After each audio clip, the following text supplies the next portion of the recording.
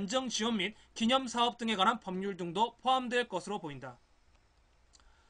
제가 왜 이 헤럴드 경제에 이 기사를 읽는지 여러분은 짐작하실 거라고 생각합니다. 국회의원은 법률 입법에 가지고 싸워야 되거든요. 그런데 우리 언론에서는 이거에 대해서 전혀 보도를 해주지 않고 있습니다. 심지어 진보 언론에서조차도. 도대체 국회의원이 무슨 일을 하고 있는지에 대해서 알고 있어야 되는데 우리는 이에 대한 정보를 획득할 수 없다. 특히 대기업 법인세 강화 이러한 정책들에 대해서는 친기업적인 지금의 언론 형태상에서는 도저히 방송할 수 없는 부분이겠죠. 그러면서 이제 약간 사건 났을 때는 프레임을 걸어서 이들은 싸우기만 한다. 정부 정책에 발목 잡기만 하고 있다. 이런 식으로 프레임을 건다라는 것이죠. 이것에 대해서 이야기를 해주기 위해서 지금 헤럴드 경제의 이 내용을 가지고 왔습니다. 근데 국회의원은 정책 가지고 싸워야 돼요. 싸우는 게 당연한 겁니다.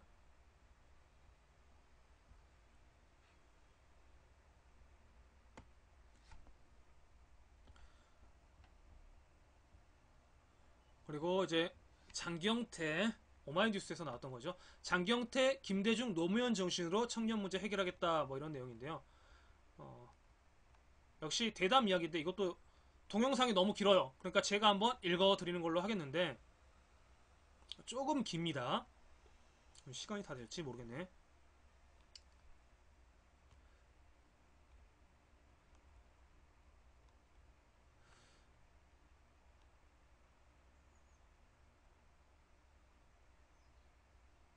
여튼 보겠습니다. 그쵸, 싸우기는커녕 자기 밥그릇 챙기기 바쁘다. 근데 전체적으로 다 그러진 않아요. 이걸 일반 논란해서는 안 된다. 그러니까 우리가 구체적으로 알아야 된다. 적어도 우리 지역구의 국회의원은 무엇을 하고 있는지 알아야 된다. 이분이 어떤 직을 맡고 있고 어떤 정책을 입법화하려고 하고 있는지를 알아야 된다.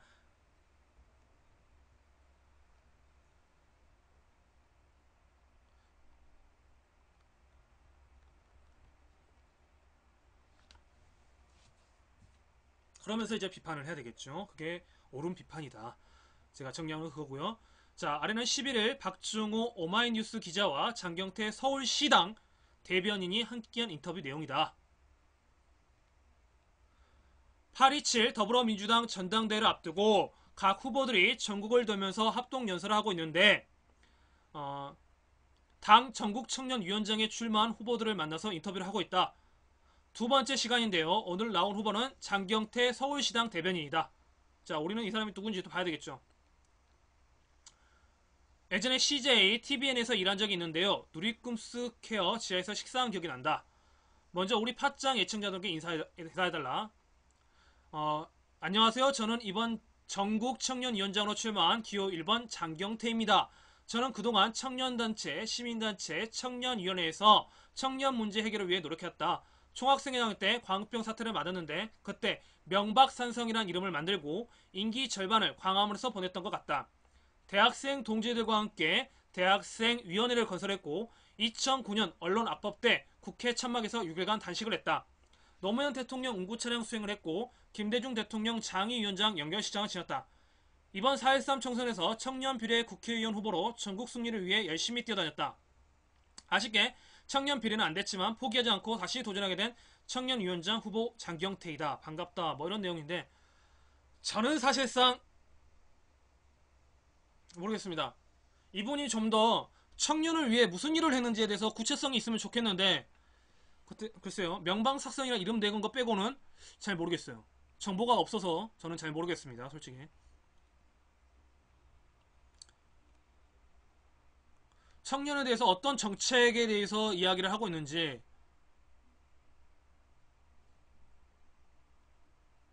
언론 악보 보는 것은 청년의 문제라기보다는 전반적인 이야기인 거고 글쎄요. 이게 어찌 보면 한계일 수도 있다. 그러니까 청년 문제에 있어서 갖고는 당리 당략 당의 논리를 떠나서 입법할 수 있는 대안이 있어야 된다라고 이야기하는 게 이겁니다.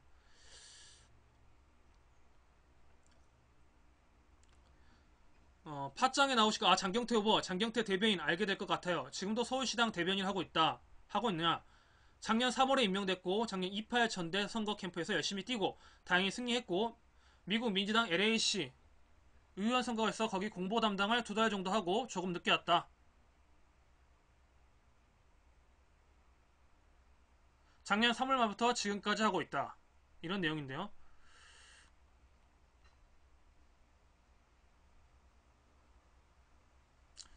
어, 자신의 인생길을 알려달라. 이게 중요한 것 같아요.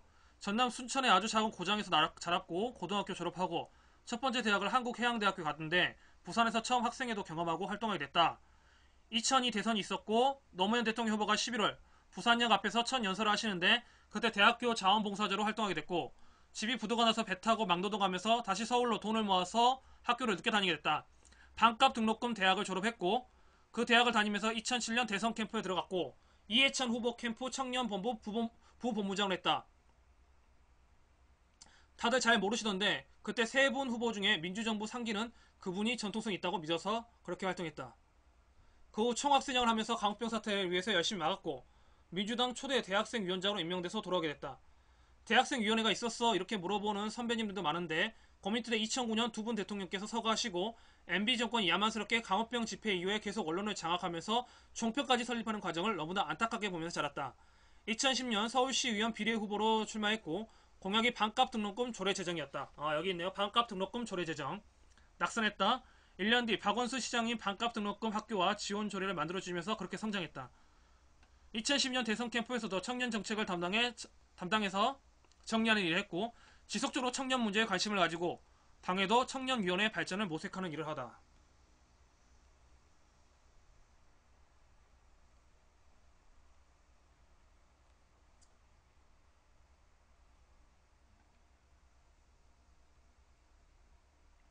글쎄요. 조금 더 살펴봐야 될 것 같습니다. 여기 다 읽어봤자 어,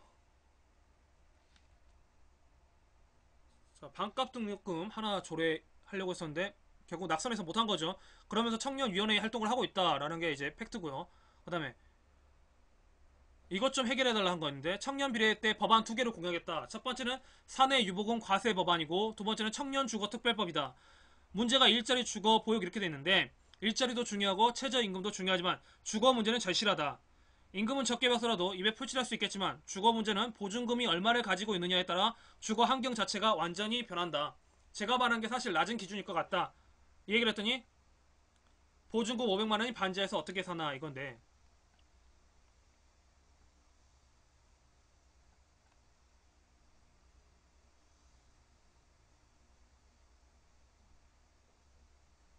요약해보면 이거 같습니다. 그러니까 아직은 청년 비례대표 일을 이제 하겠다 이렇게 선언을 했지만 이분이 하고자 하는 과정을 거쳐보니까 서러운 과정 이렇게 적혀보니까 지금 하고 있는 게 청년위원회, 그러니까 서울시당 대변인을 하면서 청년위원회를 발족을 하고 있고 특히 자기가 관심 갖고 있는 게 청년 주거 문제에 좀 관심이 있다 이 정도로 이야기를 했는데 저는 좀 생각을 좀 더 해봐야 될 것 같다는 생각이 듭니다.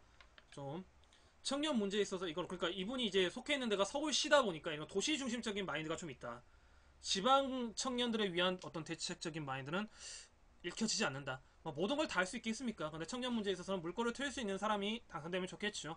예, 또 이제 나중에 우리가 또 다른 후보 이야기가 있으면 그 후보 이야기를 좀 더 하도록 하고요. 지지한다, 지지하지 않는다. 이것의 문제가 아닙니다. 이분이 어떤 마인드를 갖고 있는지를 한번 살펴보고 싶었던 겁니다. 그래서 기사를 준비했던 거고요. 크게 뭐 읽혀지는 부분은 이 정도 팩트가 있었던 것 같습니다.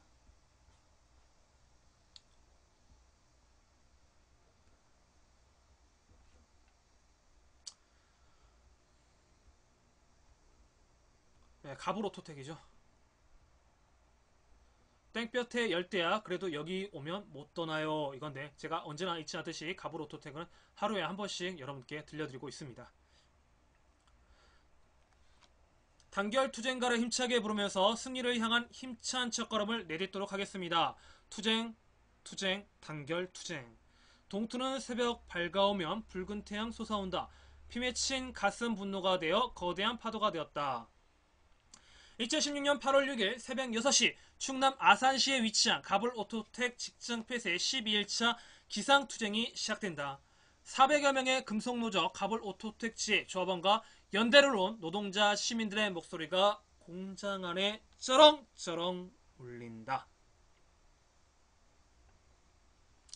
회사의 노사업의 파기와 경비 업무의 일방적 외주와 교섭 혜택 등에 대해 쟁의 행위 중이었던 금속노조 가불오토텍지에는 7월 말에 회사가 직장 폐쇄 후 용역 경찰 병력을 투입하자 전 조합원이 공장 안에서 공장을 지키는 농성을 진행하고 있다. 밤새 돌아가면서 공장 정문을 지키느라 하루에 2~3시간 정도밖에 잠을 못 자고 있는 조합원들의 눈엔 핏발이 서 있다. 일주가 내일이건만 연일 최고기온 35에서 36도의 뜨거운 더위가 이어지고 있다. 밤에는 열대야와 모기 등 각종 벌레가 극성이라 공장 안 천막에서 잠을 자고 있는 조합원들의 수면질이 높을 리 없다. 집회 사회자가 그렇죠. 이 뜨거운데 실제로 35도, 37도라고 하면 체감 온도는 40도가 넘는다는 소리죠. 문제는 뭐냐면요. 이분들이 식수 사용이 용이하지가 않아요. 지금 현재. 집회 사회자가 전날 QP 전략 시나리오, 파업 유도 후 직장 폐쇄와 공권력 투입 등을 통한 노동조합 파괴 전략 내용이 담긴 사측과 노무법인 예지가 작성한 문건 관련 기자회견 이후 노동부의 태도가 긍정적으로 바뀌었다는 이야기를 하자 조합원들의 경직되어 있던 얼굴이 풀리기 시작한다. 기상투쟁이 끝나고 오전 6시 30분부터 아침 식사가 시작된다.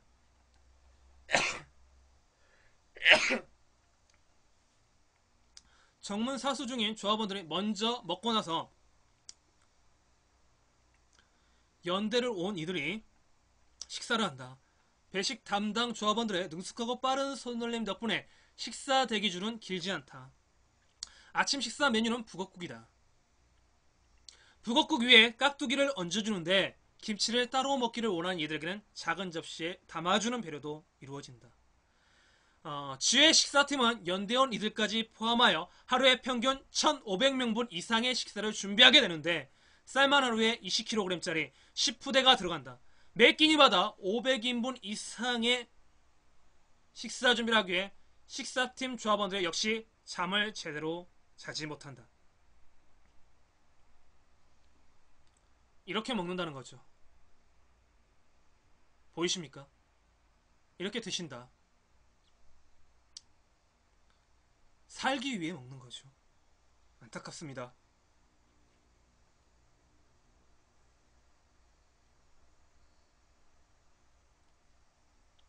모든 것이 현장을 분열시키기 위한 노조 파괴 시나리오. 아침 식사를 마친 조합원들이 다시 정문 앞에 착석하자 지회 간부가 노조 파괴 시나리오 내용 설명을 다시 한다. 맞습니다, 바돌키느님. 이렇게 고생을 하시고 계십니다. 그런데 언론에서는 관심을 안 갖고 있죠. 이분들의 뉴스를 접할 수 있는 게요, 노컷 뉴스나 오마이뉴스 빼고는 없어요. 아니면 국민TV 이 정도인데.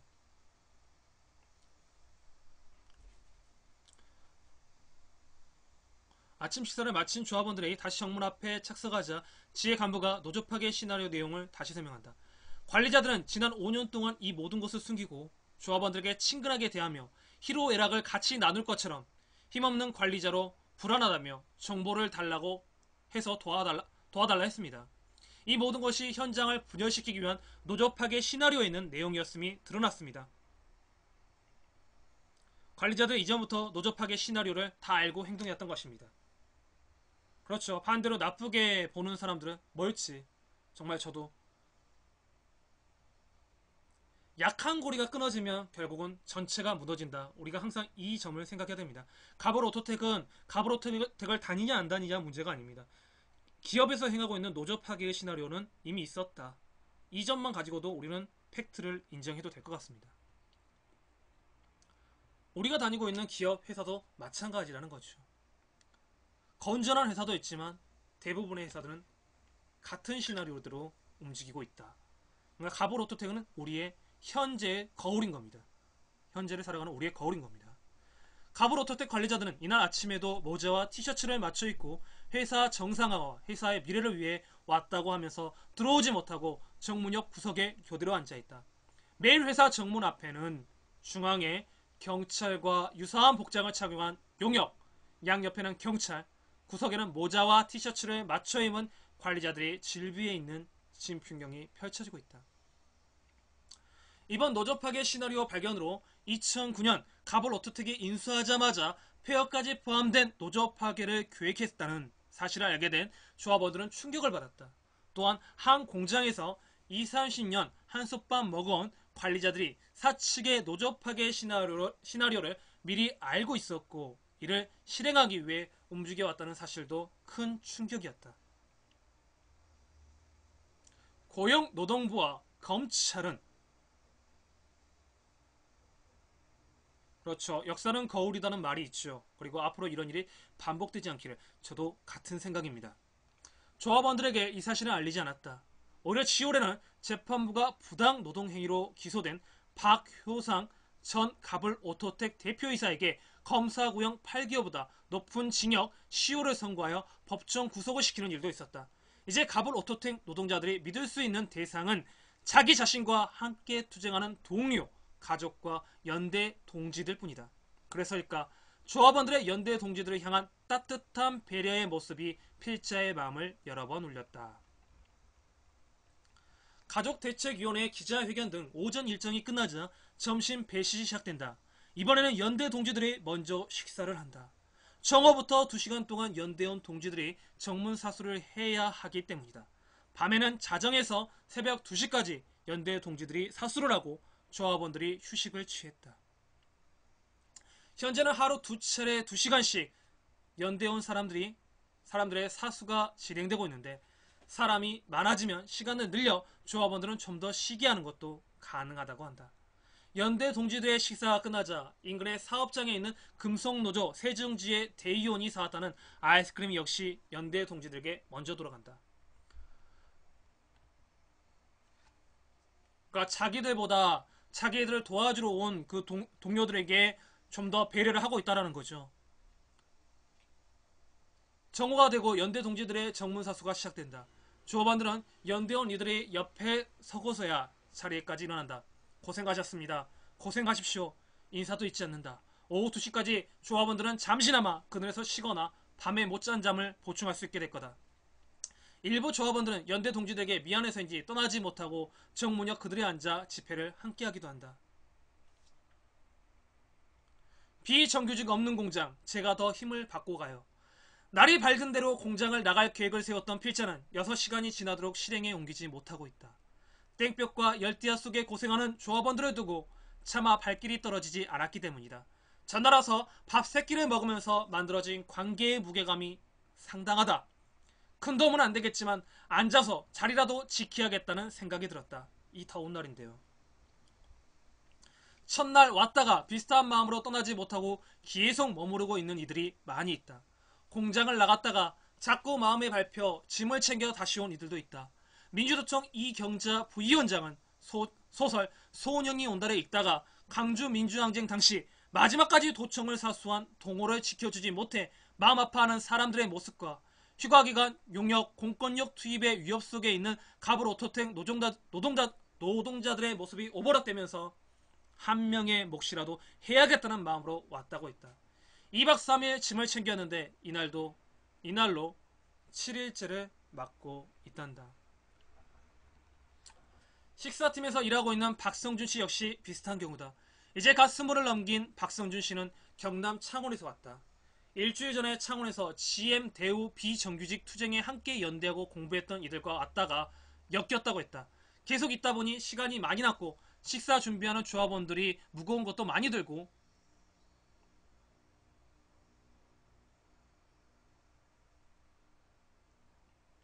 고생을 많이 하는 걸 보면서 도움이 되고자 식사팀에서 일을 시작했다고 한다.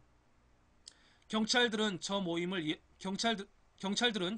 이해를 하겠는데 용역들은 정말 이해가 안 간다. 그 용역들은 지금 현재 많이 빠졌다고 합니다. 특히 2030 세대들의 그 용역들은 스스로 자발적으로 많이 빠져나갔다고 해요. 지금 현재 소식지에 의하면.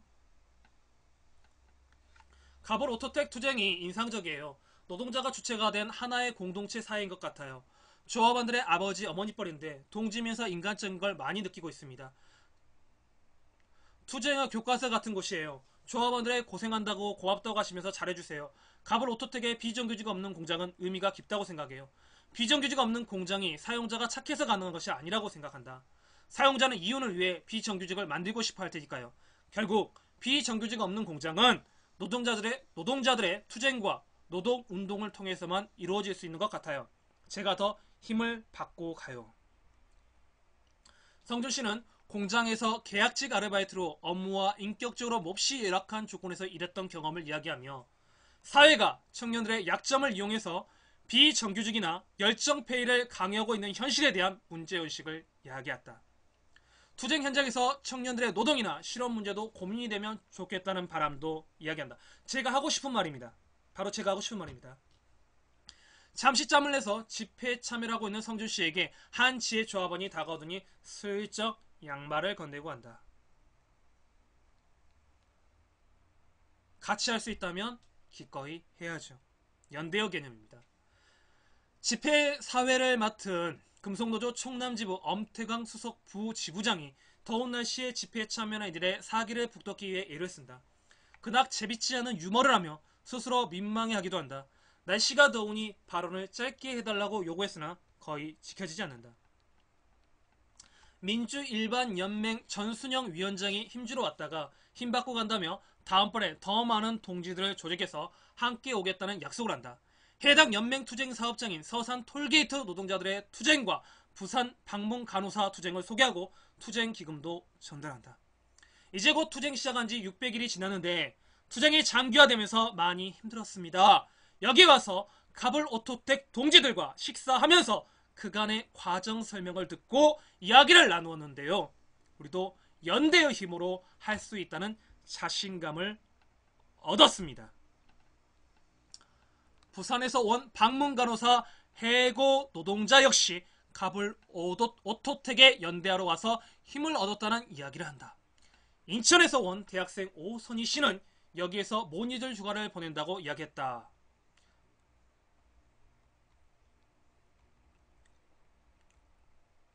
세상에서 배울 수 없는 값진 지식을 배웠다. 비정규직 없는 공장이라는 게 너무 놀랍고 공장의 주인이 노동자라는 걸 절실하게 느낍니다. 지난해 408일간의 고공농성을 마치고 충남 아산에 있는 공장으로 복직한 스타케미칼 해고 노동자였던 차광호 씨는 함께 복직한 금속노조 충남지부 파인텍지의 조합원들과 함께 휴가 기간을 이곳에서 보냈다. 휴가가 끝나고 난 뒤에는 거의 매일 퇴근한 후 이곳에 와서 저녁 문화제부터 새벽 정문사수를 마치고 다시 회사에 출근하는 일상을 보내고 있다. 우리 일이니까요. 같이 할 수 있는 게 있다면 기꺼이 함께 해야죠. 갑을 오토텍 투쟁은 현재 자본과 노동자들 간의 분수령이 될 겁니다. 여기서 노동자가 꺾이면 힘들어질 거라고 봐요. 노동자가 이기면 열악한 노동자 현실 변화의 시작이 되거나 최소한 지금보다 악화되지는 않을 겁니다. 의미 있는 투쟁입니다. 자신은 많은 연대 동지들이 함께하면서 조합원들에게 힘을 주고 있지만 최근 연대 동지들이 문화재 중에 단체로 떠나거나 자주 드나드는 등 조금은 흐트러진 모습이 보이기도 한다며 연대 동지들이 좀 더 긴장감을 갖고 정문사수 일정까지 마치고 가면 좋겠다는 바람도 전했다. 평화로운 노동자 권리 주장에 대한 과잉 대응의 결과 자유발언과 노동가요를 함께 부르면서 집회를 이어가다 보니 어느덧 1시가 된다. 햇볕이 몹시 뜨거워지면서 점점 힘들어진다. 폭염 속에 시멘트 위에 앉았을 걸 예상치 못하고 준비 물품을 챙기지 못한 필자는 머리에 수건을 두르고 그 위에 모자를 써서 햇볕을 가렸다. 하지만 머리에는 김이 모락모락 피오는 것 같고 팔은 따갑다. 아스팔트 위에서 계란 프라이도 만들 수 있을 것 같은 뜨거운 날씨다. 조합원들은 이 힘겨운 시간을 하루 종일 견디고 있다. 폭염으로 인해 정문 앞에 있던 의경 3명이 쓰러졌다는 소식이 들려온다. 우리는 일관되게 매우 합법적으로 질서 있고 평화롭게 우리 노동자들의 권리를 주장하고 이야기해오고 있습니다. 그런 반면 경찰은 과잉 대응으로 일관하고 있습니다. 도대체 이렇게까지 할 이유가 없는데 수십 개의 경찰 병력을 배치하고 필요 이상으로 경찰을 운영하면서 의경들을 힘들게 하고 노동자들을 겁박하고 한 명, 두 명 물품 지원한 것까지 막고 있습니다. 저는 그 결과가 여기 있는 젊은 의경이 35 내지 36도 육박하는 날씨에 한 명, 두 명 쓰러지는 모습으로 나타나고 있다고 생각합니다. 여기에 있는 의경이 과연 우수석 같은, 우수석의 아들 같은 의경이 있을까요? 여기에 서 있는, 떼학볕을 맞으며 서 있는 의경이 거의 일주일에 한 번꼴로 휴가를 나갔던, 외박을 나갔던 그 아들이 여기에 있을까요? 우리가 가슴 아픈 이유는 바로 이러한 현실에 있습니다.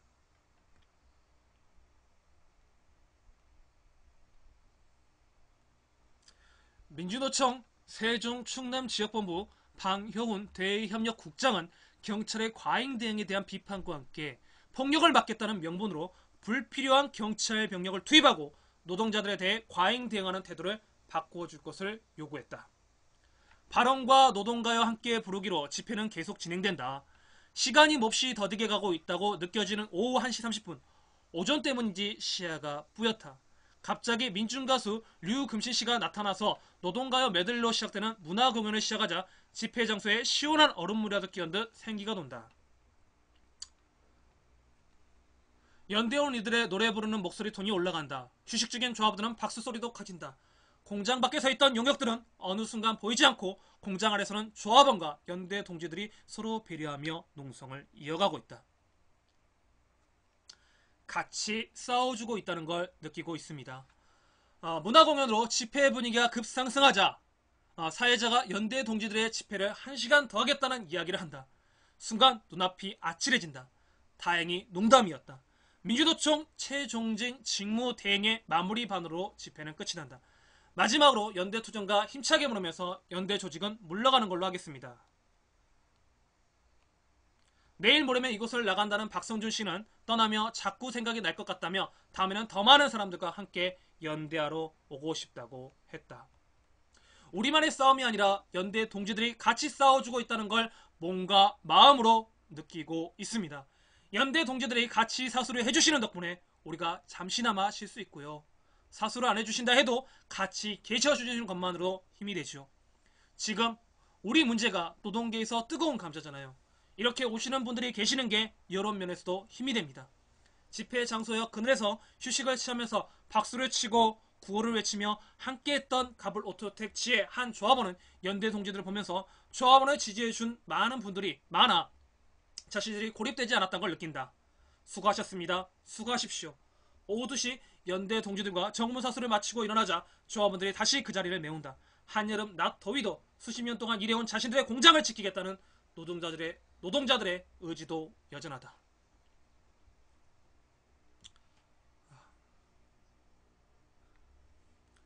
한 글자 한 글자 빠뜨릴 수 없기 때문에 이렇게 좀 목소리를 고압적으로 읽었다는 거 좀 양해 말씀 구하겠습니다.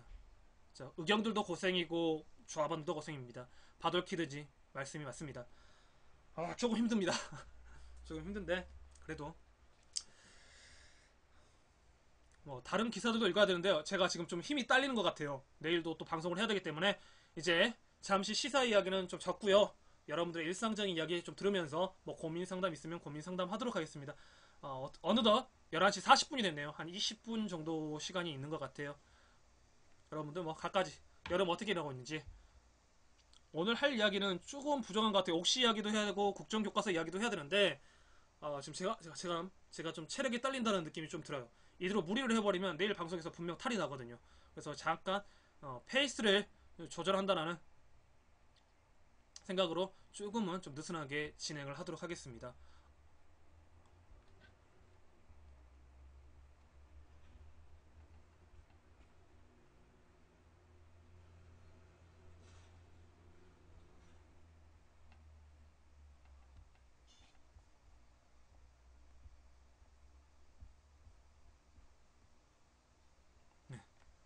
폭스바겐 이야기도 있고 좀 여러가지 좀 하려고 했는데 오늘 9시부터 계속 이걸 읽었더니 힘드네요. 그래도 갑을 오토텍만큼은 밖에서 떼약볕에서 고생하시는 분인데 예. 예, 할 얘기가 지금 많은데 그러니까 일주일 동안 있었던 걸 정리하면서 해야 되는데 계속 읽으니까 제가 지금 힘이 딸린다는 느낌 들어요. 약간 어지럽다는 느낌이 들어서 고생하시는 분들이 계시기 때문에 갑을 오토텍만큼까지 읽었고요. 나머지 기사는 내일 제가 좀 이어서 하는 걸로 좀 할게요. 여전히 준비는 하고 있으니까요. 여러 가지 이야기를 하면 좋겠지만 그래서 오늘 뭐 특별하게 할 이야기 없으시면 제가 조금 오늘 한 조금만 한 20분만 조금 일찍 방송을 종료할게요. 마무리 멘트 하고요. 아무래도 오늘 체력적으로 좀 힘들다는 생각이 들어요.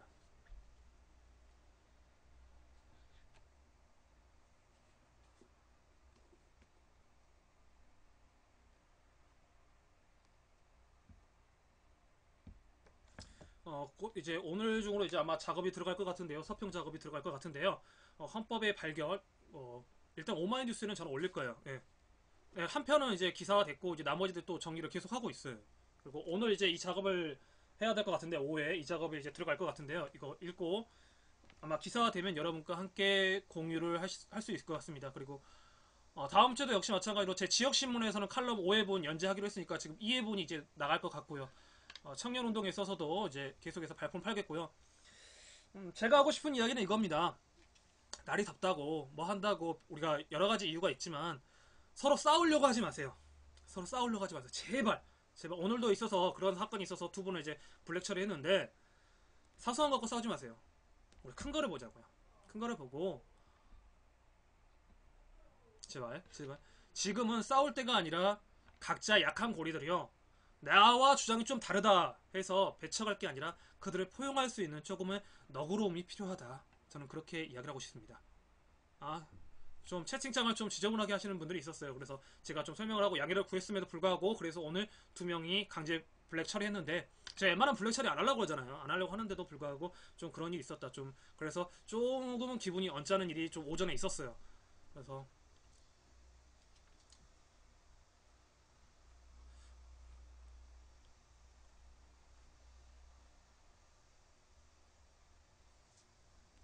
근데 그래도 불구하고 이렇게 좀 긴 이야기 끝까지 들어주셔서 너무나 감사하고요. 항상 하는 말 있죠. 한 사람의 소리는 허공에 흩어져 헛소리가 될지 모르겠지만 두 사람, 세 사람이 이구동성으로 같은 목소리를 내게 되면 우리 사회가 변하는데 작은 미랄이 될 것입니다. 저는 항상 소의 걸림이 천리를 간다는 우버 천리의 마음으로 성실하게 방송에 임하도록 하겠습니다. 뭐 이런 방송이고요. 청년 고민 언제나 함께 할 수 있고요. 청년의 작은 말이 그리고 청년의 문제는 청년이 해결한다는 그 모토로 열심히 달려가도록 하겠습니다. 그런데 오늘은 조금 힘이 들어서 여러분과 조금 일찍 헤어지는 걸로 하겠습니다. 프로답지 못하지만 죄송합니다. 그래도 체력 관리 스스로 잘하도록 하겠습니다. 네, 오늘 방송 종료하겠습니다. 내일을 위해서니까요. 오늘 조금만 힘을 좀 비축을 하도록 하겠습니다. 에너지 충전이 조금은 필요한 것 같아요. 네. 하고 내일 9시에 다시 찾아뵙도록 하겠습니다. 끝까지 시청해주셔서 감사합니다. 방송 종료하겠습니다. 감사합니다. 유리딱새님, 바돌키드님, 스페이스 340님, 그리고 라이프님 너무나 감사드립니다. 내일 뵙겠습니다. 감사합니다. 감사합니다.